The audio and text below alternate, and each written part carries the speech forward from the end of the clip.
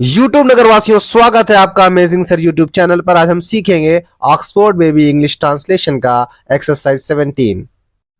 इस एक्सरसाइज में हम सीखेंगे हमें ए या एन का प्रयोग कहाँ नहीं करना चाहिए। जिन चीजों को हम गिन नहीं सकते उनसे पहले हमें ए या एन का प्रयोग नहीं करना चाहिए। पहला वाक्य है, यह तेल है। यह को इंग्लिश में कहते हैं दिस, उसके साथ यूज होता है इसका।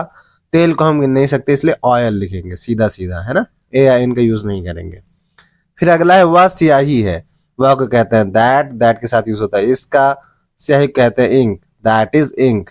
और स्याही को गिना नहीं जा सकता, काउंट नहीं करा जा सकता, इसलिए हम लोग उसके पहले ना ए का यूज करेंगे ना एन का। इसी तरह सारे का हम लोग ऐसे ही करेंगे।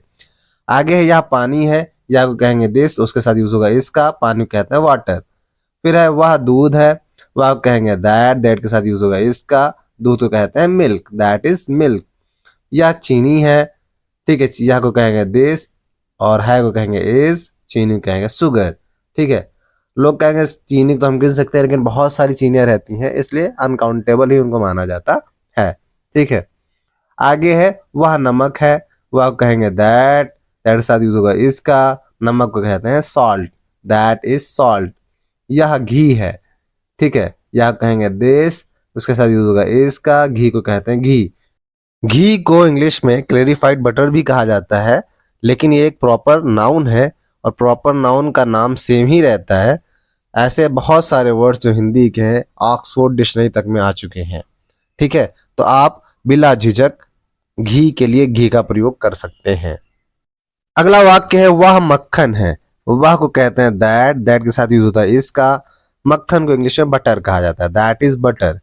फिर है, यह आटा है। यह को कहेंगे दिस, उसके साथ यूज होगा इसका। आटा को कहेंगे फ्लावर। ठीक है, दिस इज फ्लावर।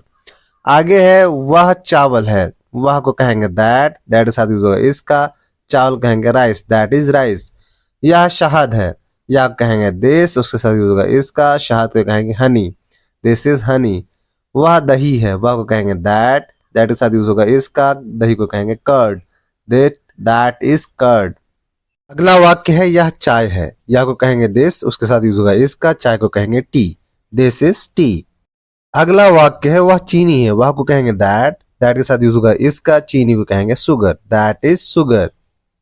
अगला वाक्य है, यह सोना है। यह को कहेंगे दिस, उसके साथ यूज होगा इसका। सोना को कहेंगे गोल्ड, दिस इज गोल्ड।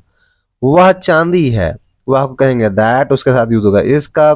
चांदी को कहेंगे सिल्वर, दैट इज सिल्वर। यह राम है। यह को कहेंगे दिस, उसके साथ यूज होगा इसका। राम को कहेंगे राम, दिस इज राम। और आखिरी वाक्य है, वह सीता है। वह को कहेंगे दैट, उसके साथ यूज होगा इसका। और सीता को कहेंगे सीता, दैट इज सीता।